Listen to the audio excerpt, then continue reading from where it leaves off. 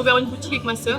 Là, c'est ma maman, mais qui m'aide aujourd'hui. Et quelques créateurs, et après, c'est essentiellement sur Paris, c'est des groupes aussi à Paris.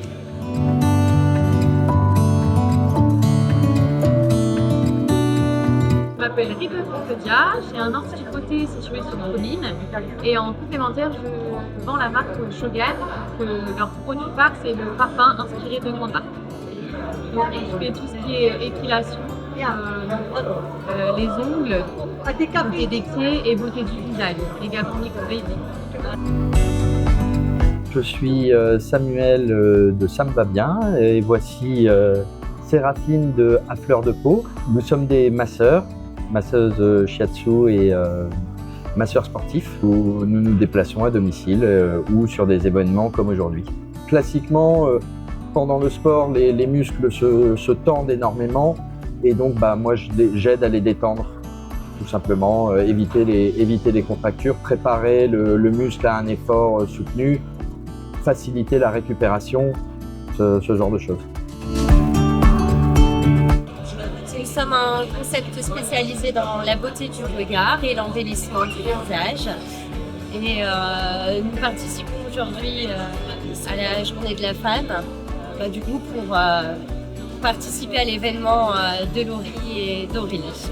Les partenaires du coup des gazelles de la Lys. Donc, on va s'occuper d'elles avant leur départ, faire un petit peu le travail des sourcils, des cils et pourquoi pas une petite pulvérisation bonne mine.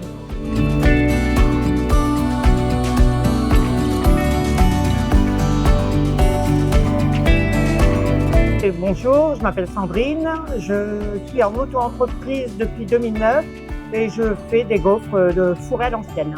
Plein de parfums différents, des parfums que j'ai élaborés moi-même. Moi, ce qui me passionne, c'est le contact avec les gens, faire découvrir les produits et faire de la dégustation par exemple. Mon fer ici, c'est un vieux fer en fer forgé de la marque Dunant que j'ai racheté à un boulanger de Cassel et qu'on trouve rarement maintenant.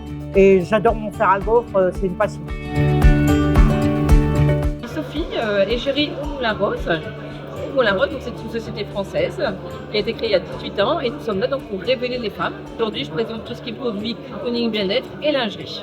Et surmonter ses peurs, faire des actions que vous n'aurez jamais osé faire, c'est vraiment se révéler et oser faire des choses.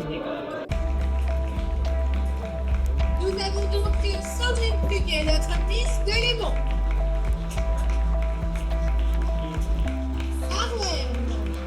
Notre première gazelle Aurélie, suivie de Manon. Notre deuxième gazelle Laurie et sa mini-gazelle Laurence.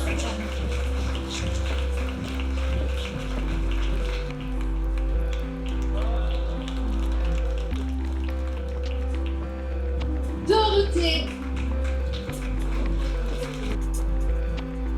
Amélie et Arouette, mère et fille.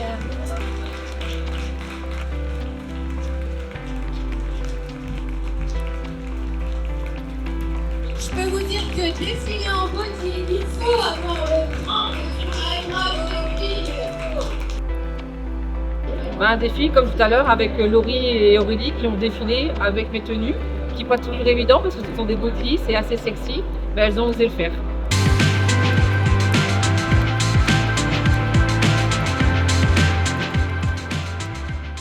Et j'espère que vous allez aussi vous poser cette question-là. Je me suis dit, mais et si j'aimais les autres comme, et si je m'aime plutôt comme j'aime les autres? Et si je me donne ce que je donne aux autres?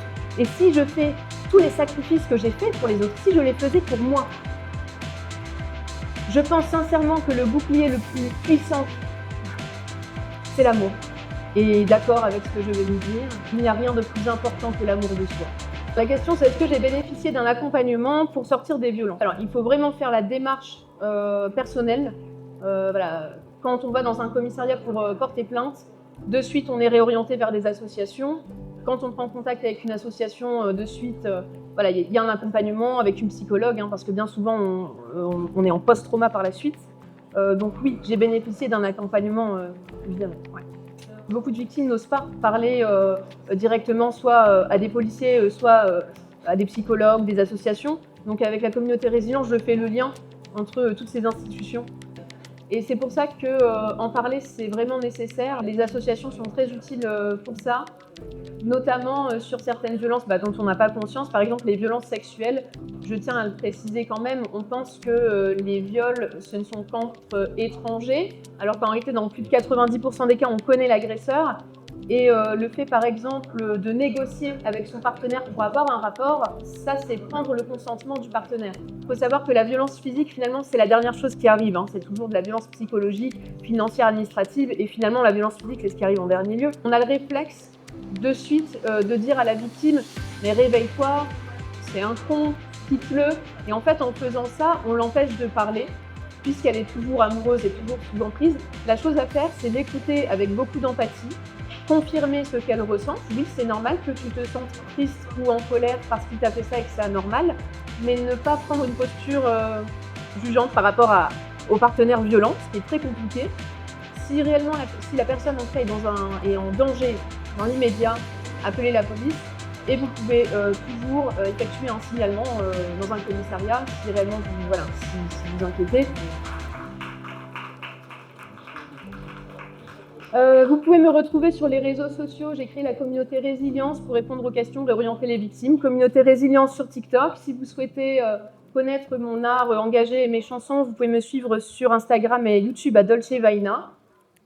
Je vais vous mettre par la suite à disposition des violentomètres, voilà, à titre informatif, si vous en avez besoin. Merci beaucoup pour votre écoute. Merci au commissariat de Lille qui m'a permis d'être ici. Merci à Laurie. C'est parti tous ensemble dans 3, 2, 1,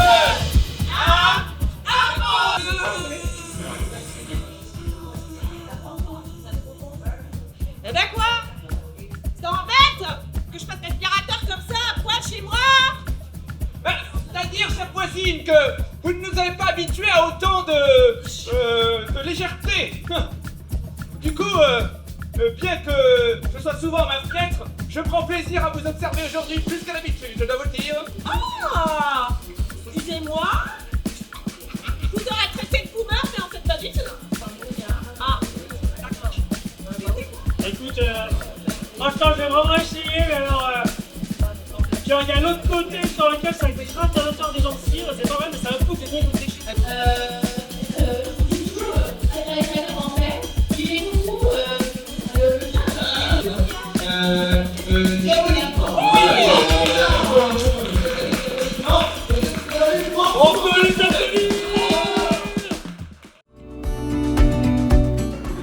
Fière. Ah oui, on est contente. Fière de nous.